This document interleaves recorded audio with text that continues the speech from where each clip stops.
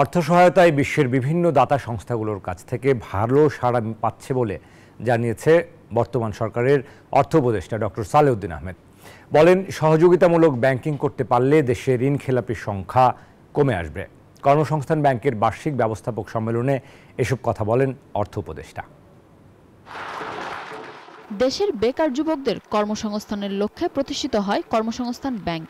গেল বছরের সেপ্টেম্বর পর্যন্ত বিগত ২৬ বছরে প্রায় ১৬,২৫০ কোটি টাকা ঋণ বিতরণ করে ব্যাংকটি, আর আদায় করে ১৪,৩৪০ কোটি টাকার ঋণ।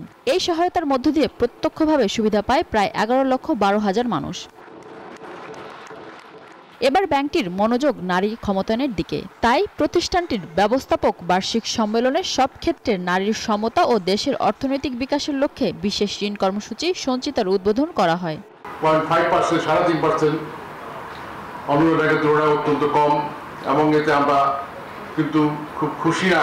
আমি আশা করছি এবং আমি ওয়াদা করছি অতি শীঘ্র আমরা এটা কমিয়ে এনে আমরা 2% নিয়ে আসবো।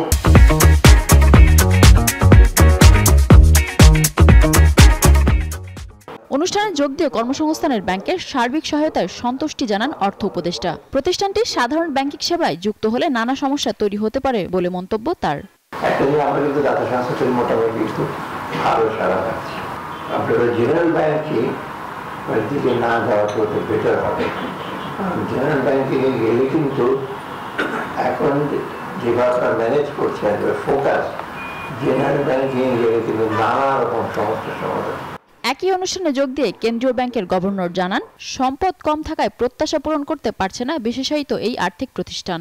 কর্মসংস্থান ব্যাংক একটা ভায়াবল ওয়ে অফ, সো এটা আমি যেটা সাজেস্ট করতে চাচ্ছি to for the finance advisor and the finance secretary, যে আমাদের সোশ্যাল প্রোটেকশনের কিছু রিসোর্স রেগুলার ভিত্তিতে যদি আমরা এখানে দিই এবং মনিটরিং করি, তাহলে কিন্তু এটা রিসোর্স বেসটা বাড়বে।